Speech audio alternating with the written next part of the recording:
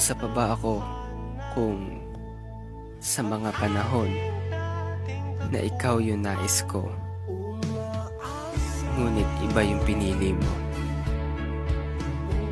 Aasa pa ba ako kung yung oo na hinahanap ko sa katanungan na may pag-asa ba ako sa iba mo ibinigay?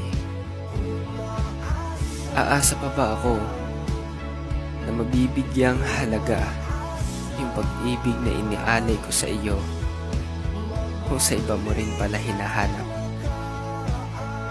At aasa pa ba ako kung yung taong minamahal ko ay iba ang iniibig at hindi ako?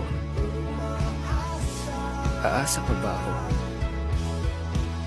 Hindi na siguro.